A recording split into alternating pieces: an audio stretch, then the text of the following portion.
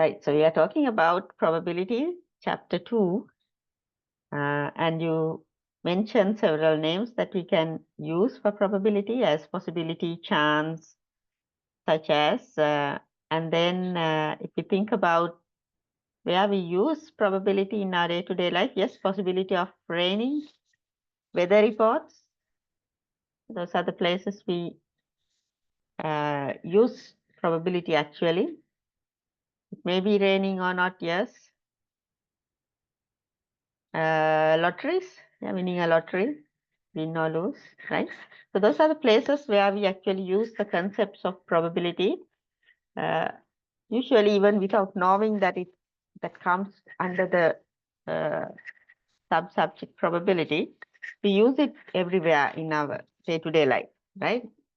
So those are the places. Now, if you think about the places where you use this probability or chance, raining, weather reports, winning a match or winning a lottery, the common thing that you see in those situations is the uncertainty, right? Uncertainty means you do not know what will happen. It's not fixed, right? Say, for example, there are fixed events in our world, like you see the sun every morning, right? You see the sun every morning from the east. So that is not an uncertain event, right? For certain, for sure, it will happen. So there's nothing to do with probability in such events. Those are for sure that it will happen, right? But in most of the situations in our day-to-day life, things that can happen, they are combined with uncertainty, right? So if I explain it like this, you have yes, no answers, right? For a certain situation, when you say what will happen next, there are yes, no answers, clear cut. Now it will exactly happen or it will never happen. Like that you see sun on east, that is always yes, right? You can't say maybe the sun will come from east tomorrow, maybe it will come from another side. Do you say like that? No, right? For sure, it's a certain 100% sure that sun will be there in the morning from the east. And when you say whether the sun will be coming up from west, well, no, for sure, right?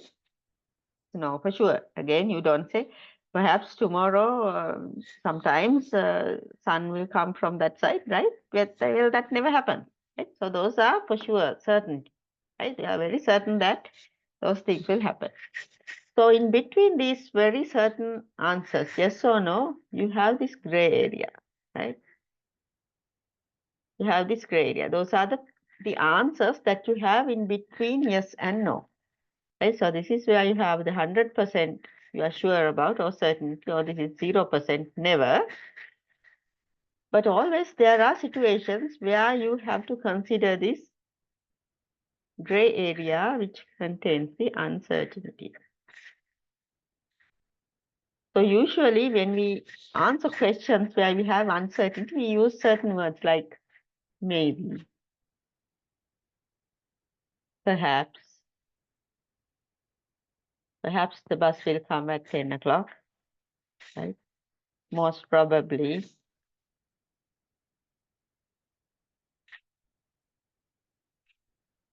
sometime, right? So those are the words that will go with this uncertainty, right?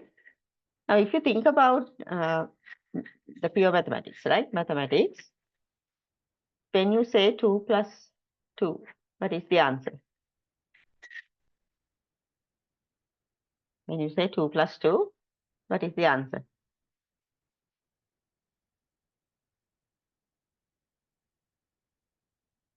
It is 4, right? 2 plus 4, 2 is 4. 4. Do you say maybe it will be 4, it will be some value around 4, perhaps it is 4? Do you say it like that? No, right? It's always 2 plus 2, it's 4. That's a certain answer, right?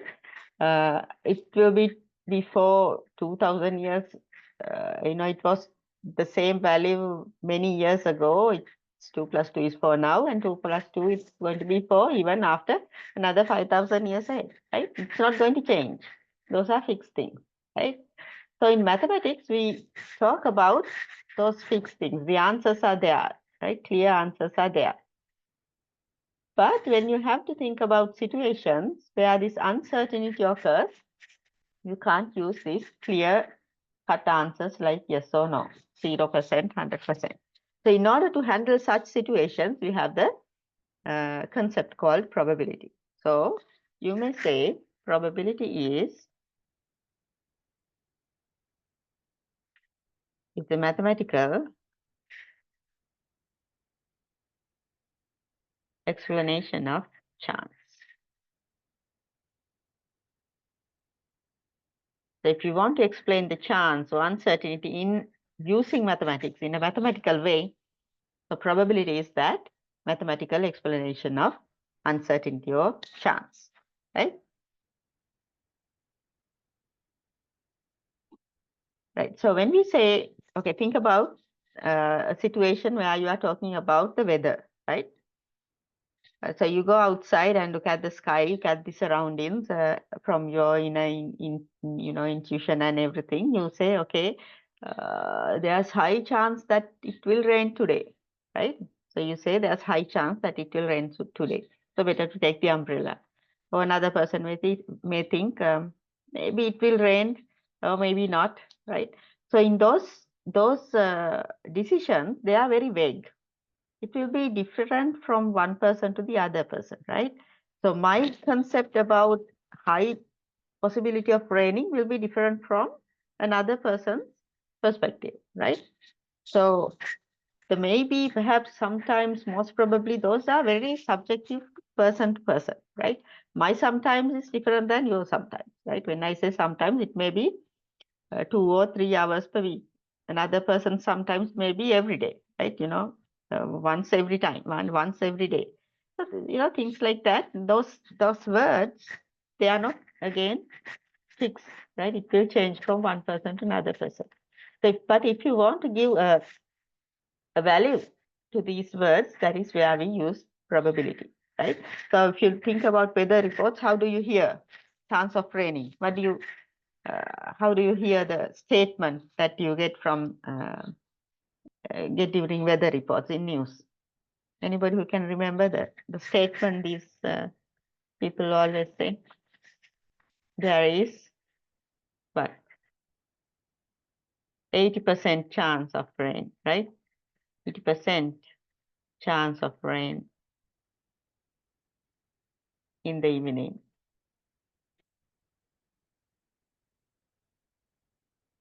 For Kandy district, something like this. So what do you see here? You see a number, right? For this uncertainty, you give a number. So that number will be a value in between 0 and 100. 0 is exact no, 100 is exact yes, but in between you can have the values assigned for this uncertainty. So when we say 80% of chance of raining, yes, high probability that, or high possibility that rain will be there. Now, does that mean it will rain for sure? When you say there's 80% chance of raining, does that mean it will rain in the evening for sure?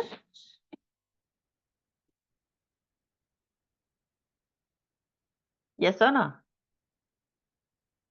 No. Why? There's 20% there's 20% chance for not raining, right? So who knows? This will come up, right? So that is how you get the uncertainty, right? When you say 80% chance of raining, that means high chance of raining, but still it may not happen, right? If it happens, we can say 100% of chance rain, right? When you say 80%, 75%, 90% high chance for rain, but still it may not happen because there's 10% for not raining, right? And if they say 30% chance of rain, that means very low probability. So maybe it will not rain at all, right? But who knows? Still there's a chance to rain, right? So that is how you explain the probability or chance using mathematical way, either as a percentage or a value between 0 and 1 as a fraction, right? Okay. So when it comes to statistics, when we deal with probability, we don't consider these clear-cut yeses and nos, but we are talking about is where the uncertainty occurs. So probability is, you may say, one of most interesting areas coming under statistics because it's very practical. We use it all the time, maybe without even knowing. You use it all the time. So probability, this concept is very, very interesting and very applicable. And working out questions and solving problems coming under probability are actually very attractive, I may say, right? So for me, I like to say that probability is one of the most fascinating subjects that comes under statistics, and you can't hide from it because it will be there, in every other topic that comes with statistics. Probability will have at least a small role in those other topics. So it's very important that you understand the concepts of probability and where we use it and how we use it and certain terminology that comes under probability, right? Now, do you know how this concept came into life? Probability? Who invented, or let's say, who came up with this theory of probability? Any idea?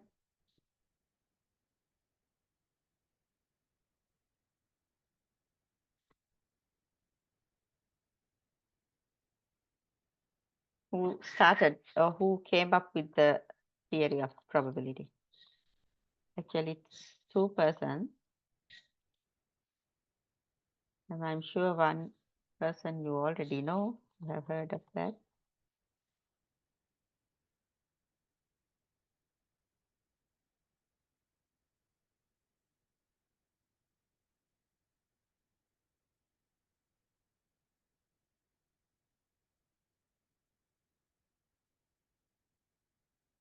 Any guesses?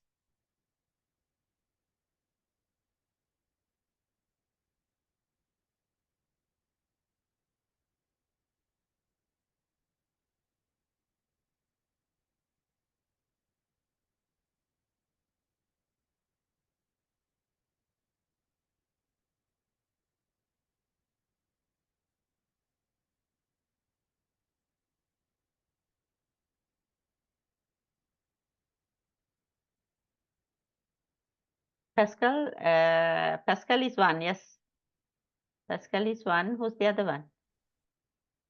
Pearson comes later.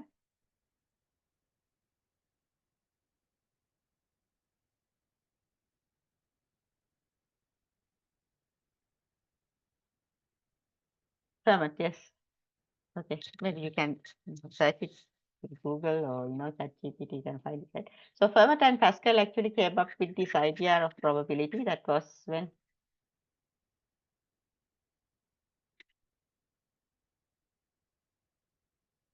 Pascal and Fermat. Do you know the story behind this? How they came up with these theories of probability? Why they wanted to do such a thing? Any idea?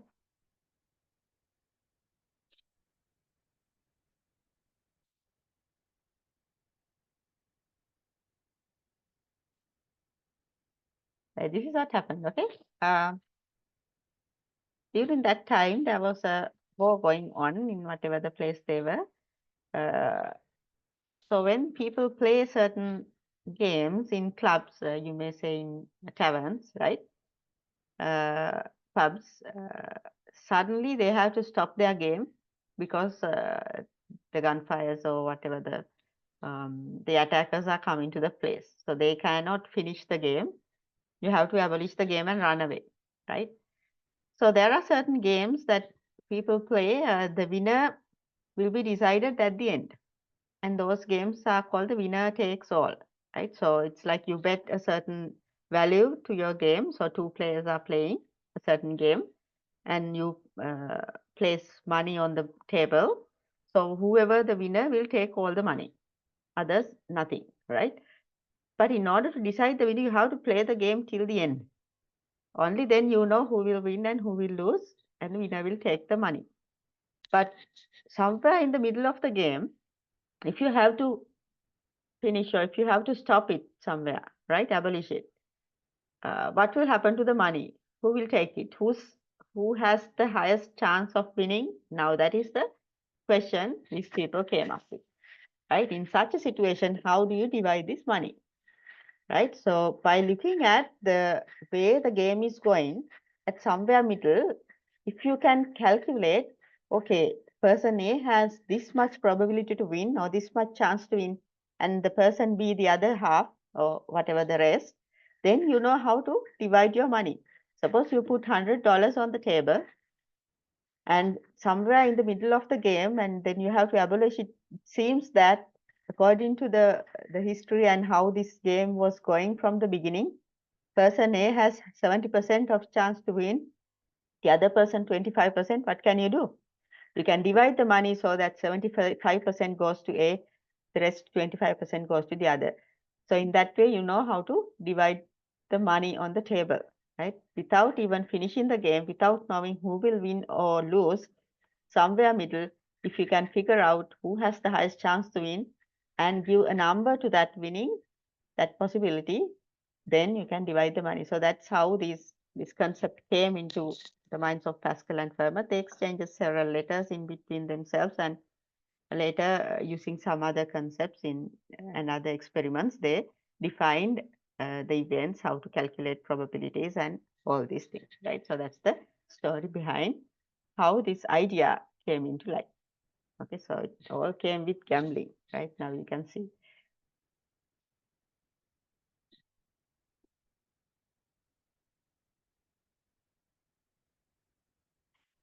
Yes, so there's another comment that the Dr. Lewis, yeah, that the method they use in cricket is it's like that. So if you have to finish the game due to rain, they look at the chance of winning, right? So the same concept. Now, when you have to calculate those winning chance, they use there are equations available for that. You have to include all the significant factors to that equation, right? That will be decided by it is a well-developed theorem there, right? So based on those factors that you calculate the values to each team and then put it to that equation and you get the value of winning, and that is how you decide it rains who will win and lose, and you estimate the number of overs later, and right, so the runs the team will get at the end eventually as an estimate, and that is how they decide win or lose. Yes, exactly. It's where probability is used, not just simple calculation, but it has series of calculation and other significant contributors included in those equations. Yes, that's very good. Okay. Right, so let's move into the keywords that comes under probability, right? So the first keyword is the experiment, right? The first keyword is the experiment. Now, when we say experiment, the first thing that usually comes into our mind is the experiments that we do in laboratories, right? In physics, chemistry, right? You do certain observations, you do a certain setup under certain conditions, and you do certain using a certain procedure, you do an experiment, right? If you think about physics, you measure you want to test the Newton's first law of motion, right? So there you have to set up certain, there are several different experiments designed to test that the laws, and then you can calculate the g, that constant, right?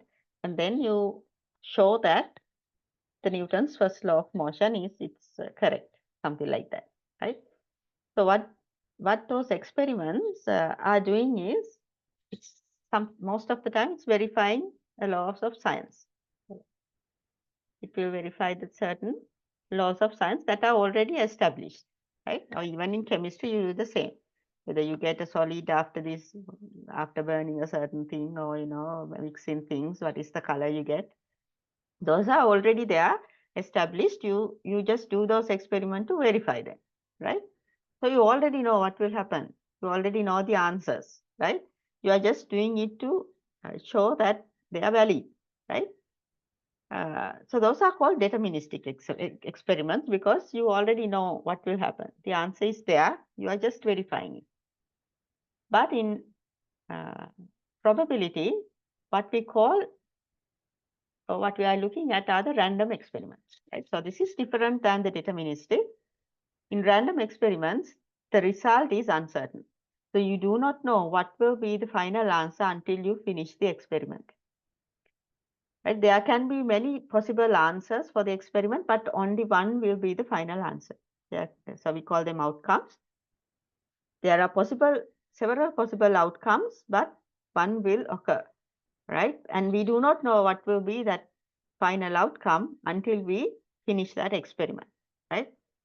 So those are called random experiments, and in probability, we are only looking at these random experiments. The deterministics, we don't need them for probability, right? Say, for example, when you toss a coin, what are the possibilities that can occur?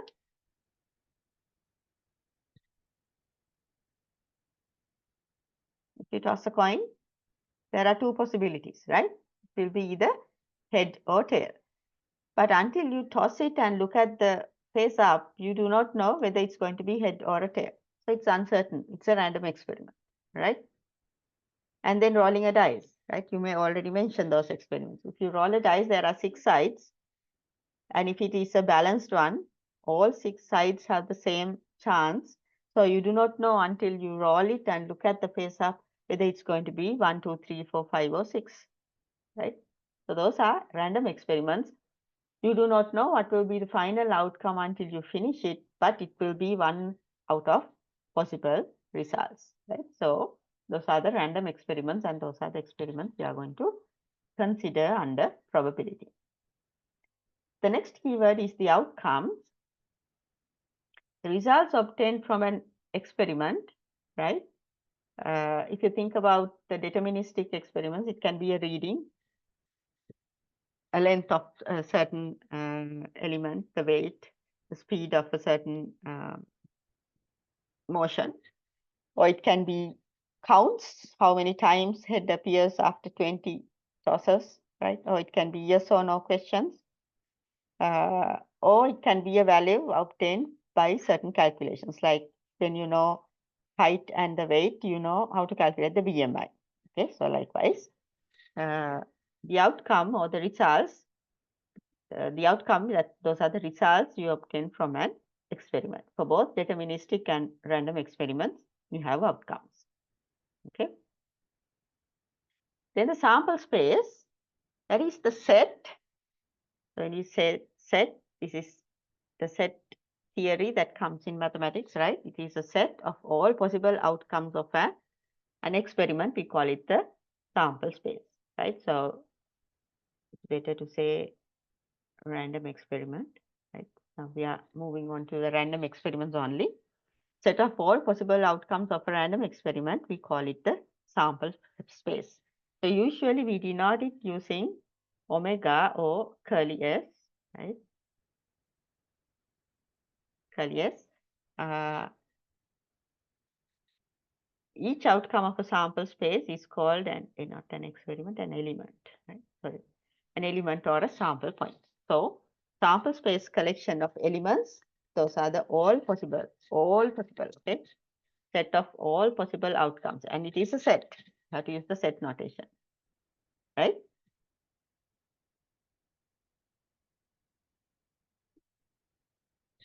If a sample space has finite number of elements, that means you know the exact number. We may list the elements in a usual set notation, right? So I have to use the usual set notation. How do you do that? Say, for example, the sample space for the possible outcomes of one flip of a coin. So how do you write the sample space? So you can use omega. The set notation, you have to write all the elements within curly brackets. So You may say head or tail, all possible outcomes of flipping a coin, and you have to close the parenthesis. This is the set notation, right? S equals HT within curly brackets. And in sets, you don't repeat, right? One element occurs only once. So this is finite, only 2 values, so you can list it, no problem. Sometimes you may end up with sample space with large or infinite number of elements, right? So in such situations, you can explain the sample space as a rule or as a statement, right? Say, for example, the possible outcome of an experiment are patients having leukemia. So in such situations, the number will be big, or maybe it's adding eventually, so you do not know the exact number. In such situations, you can write X such that X is a leukemia person. This is another way of writing the sample space, right? So that those are actually infinite, right? Or large number of elements are there. So you read it as S is the set of all X such that, so this line is the such that X is a leukemia patient, or X is a patient having leukemia, right? Now what about this one? Let's say our sample space S is set of odd positive integers, Now again, this is an infinite series, right? Can go up to infinity, odd integers. Now how do you write it as a statement or as a rule? You can write it like this: X such that, or let's write it in a different way.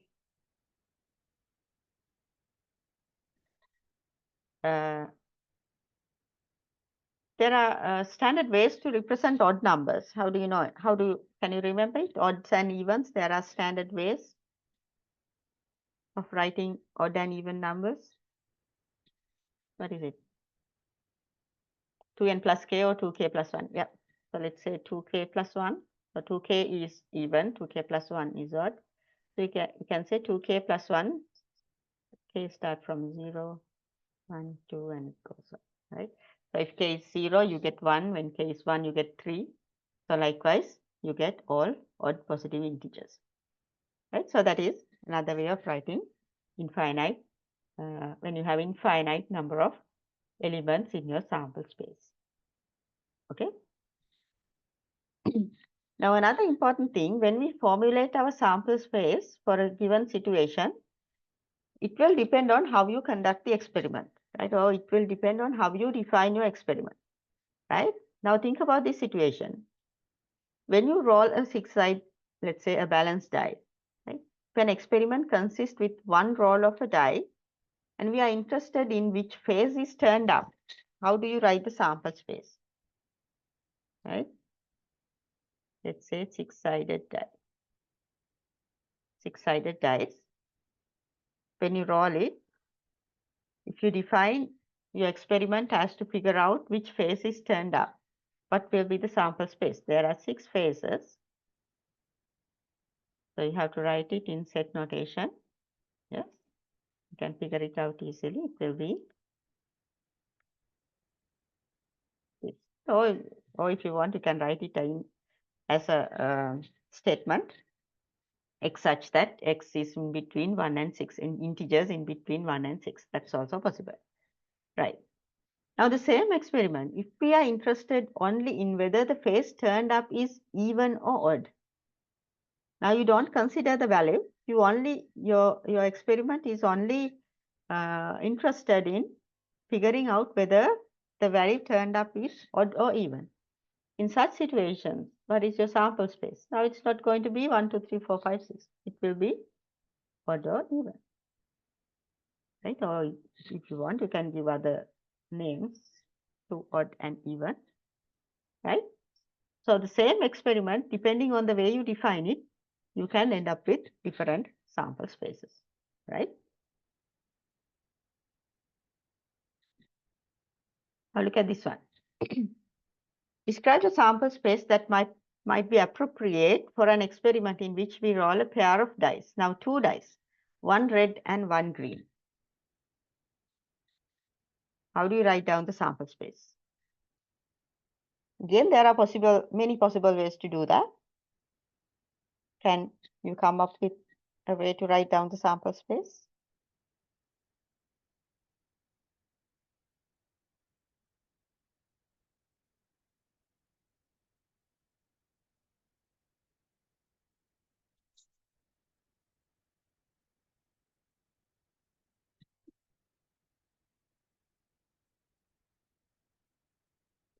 Yes, you can write R1, R2, R3 up to R6. That's for red, yes. And then you can use G for green, right? Yeah, that's one way to do that. And when you do it at the same time, right? You can write it like this. That's also correct. You can write it like this in a more neat way. You can write it as a pair, right? XY pairs, where X represents the number turned up in green, Y represents the red, right? X for green and Y for red. X will go from 1 to 6. Y will go from 1 to 6. Or as we mentioned, you can do red 1, red 2, red 6, green 1, green 2 up to green 6. That's also possible. Or you can even prepare a 2 by 2 space and write down the XY pairs, right? So that's also possible. So I'll show you that in a later example, right? So this is how we can write down your sample space. In the same example, when you roll two dice, what if you say sample space is defined as the total of the two numbers turned up by the two dice, right? So this, let's say this is the first one, this is the second one. So the objective of the first one is after you roll the two dice, you look at the outcomes of the two dice. Now in the second one, you are not just looking at the face up, you add the two values and get the total of the two numbers turned up. Now, if that is the experiment you are doing, what will be the sample space?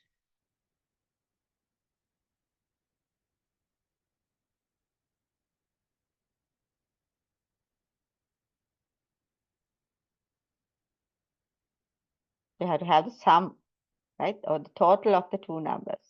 So the minimum and the maximum, and in between all the values will be there. So what is the minimum you can get? Both giving 1. So what is the sum? 1 plus 1, 2. Then you can get all these values. And what will be the maximum? 6 plus 6.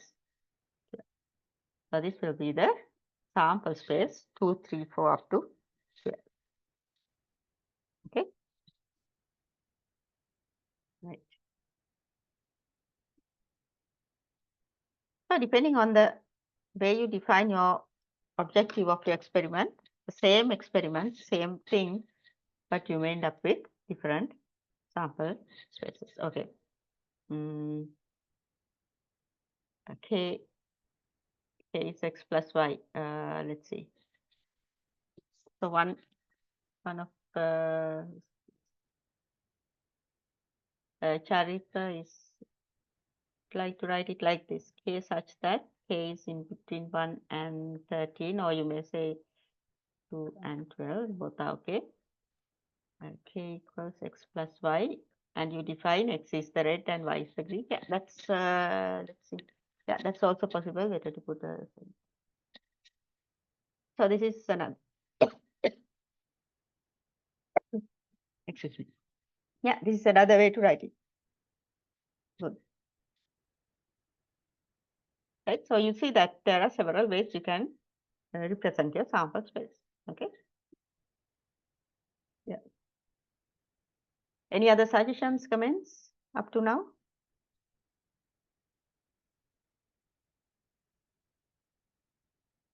Right. Let's move on. Now there can be sample spaces. Now depending on their behavior, we can classify them as finite and infinite sample spaces, right? So the first one, finite sample spaces. So if we classify a sample space as finite, it contains finite number of elements. So we say they are finite sample spaces. Say, for example, if a coin is flipped until head appears, right? It's going to be, you don't know where it's going to stop. In that case, that will become an infinite sample space, right? So you see two different classifications, finite and infinite, right? So rolling a 6-sided dice, it is a finite sample space, 1 up to 6, right? But if you think about this situation, if a coin flipped until head appears, what will be the sample space? You're flipping the coin until the head appears. Maybe from the first one you get a head. Maybe first tail, then head. Maybe after the fourth one you get head. Well, you do not know when it will end, right? So it's going to be an infinite sample space, right? Until head appears, we have to do it, right? So all possible outcomes, it will be, if you are very lucky, the first toss can be a head. Well, you stop it. You stop the experiment. Maybe after the second toss, you got the head, then you stop the experiment. You know what? You do not know when H will occur, so it will go on. So this is an infinite sequence of elements, right? But you know, you can identify them, these elements distinctly. They are different from one another, so it is a countable infinite sample space. So we say infinite countable sample space, this example, okay? So if a sample space contains finite number of elements, but the elements are countable, we say it's discrete, right? So most often we use these discrete sample spaces. If outcome of an experiment are neither finite nor countable, infinite, then we say it is continuous sample space. So when it's not finite and it's not countable infinite like this one, right? Then we say those are continuous sample spaces, right?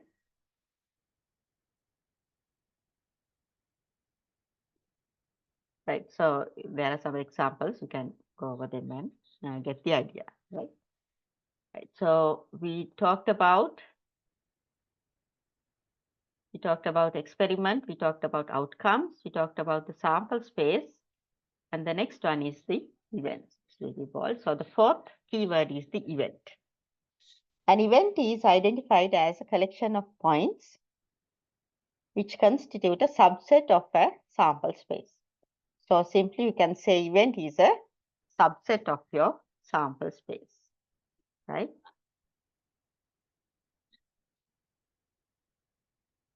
Event is a subset. So again, it's a set, right? So usually we denote events using capital letters or uppercase letters, A, B, C, E, and so on, right? Say, for example,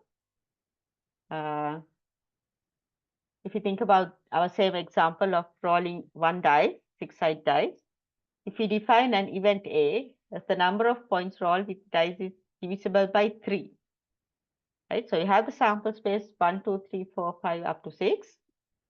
Then you define your event A. Those are the outcomes that the dice give, which are divisible by 3. We have only 2, it is 3 and 6. So how do you write A? Again, it is a set, a subset. So in set notation, here's how you write down your event A. Okay. So likewise, you can write down events for a given sample space. Let me define another event. I'm going to define B as the even numbers you get after you roll the die. Then how do you write your event B? 2, 4, 6. Okay, so likewise, you can define your own event for a given experiment. So it will always be a subset of your sample space. Subset means a part of your sample space. Okay, right. Now let's try to finish with this example. Right, look at this one. With reference to the example of rolling a pair of dice, right? So we are going to define an event B as the total value of points rolled with a pair of dice is 7. how do you find this event B? So let's write down our sample space like this. So it will be easy for us to figure out the possible outcomes. So I have X and Y. Those are representing red and green dice.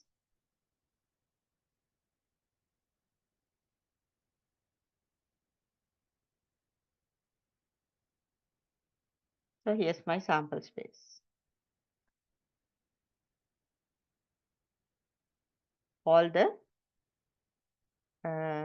pairs, right? So how many pairs will be there? So how many possible outcomes are there?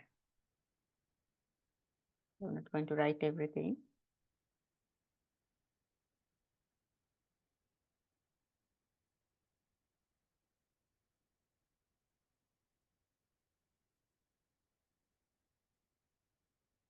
Right.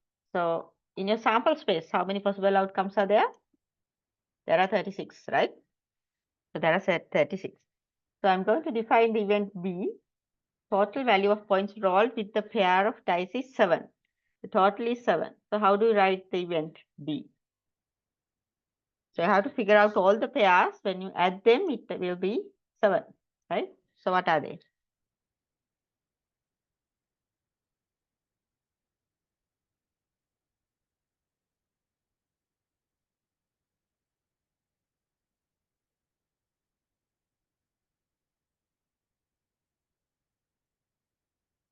Yes, 1 and 6, 2 and 5, 3 and 4, 4 and 3. You have to write it in one line, okay? I don't have space, so I'm splitting it. Right. So here's our event B. How many pairs are there? 6. Is 1, 6 and 6, 1, are they same? 1, 6, 6, 1, are they same? No, why? 1, 6 means red 1, green 6. 6, 1 means red 6, green 1, right? So those are different, right? So those are the only pairs where when you add, you can get the total 7. So that is your event B. Okay? Is that clear to all of you? Can you try event C? Event C is defined as total of values less than or equal to 5. Total of the outcomes less than or equal to 5.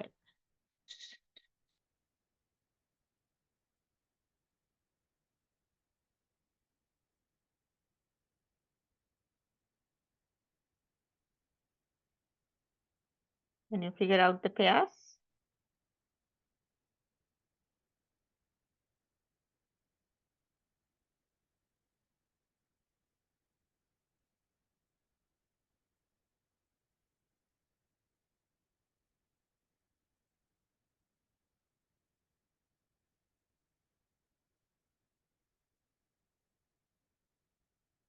Can you figure out?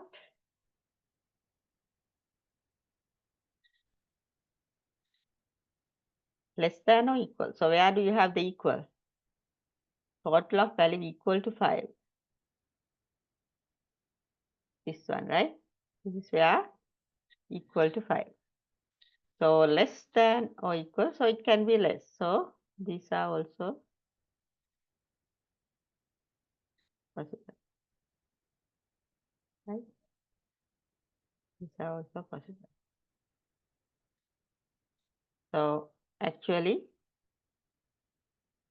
will be this whole thing, right? So that is event C. Total of the values less than or equal to 5. So can you write down it? How many are there? There are 9, right? There are 9 pairs. So you can write down. I'll write few of them. You can fill the rest, right?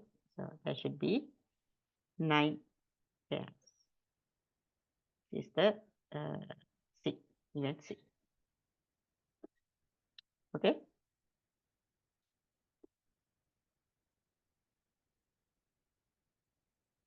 Ah, yes, there are 10. Sorry, there are 10. Right. Okay, thanks. So now you know what is a random experiment, what is an event, how to define the subset, how to find different events, and how to identify them, and how to write down the sample space and events in the proper manner. Okay. Since the time is up, I'm going to finish for today, but tomorrow let's continue with few other examples, right? So I will not going to upload this note today. I'll upload the whole set, the whole section after we finish it tomorrow, right? So I hope you have taken your own notes, right? So you can refer to them. So we'll continue with the rest of the example tomorrow. Any questions before we wind up the session?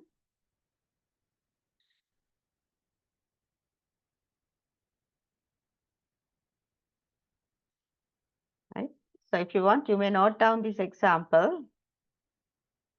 I'll give you some time. You can take a screenshot or something and or note down this example, and we'll discuss it tomorrow. If you can bring your answers, that will be easy.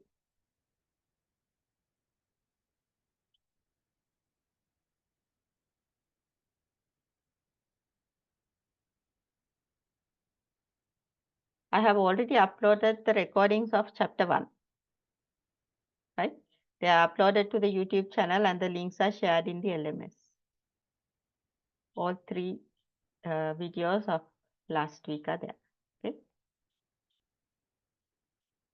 Did anyone check it in the LMS? I can see that some views are there in the YouTube, but I don't know whether you use the LMS or you got the notification from the YouTube. If you subscribe to uh, the channel, you'll get the notification, right, when I upload the video, right? So that will be easy, I guess.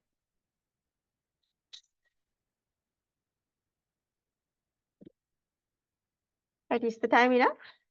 Were you able to get a picture or something of this example? So try to find the answers before you come to the class tomorrow. So we'll start by discussing it.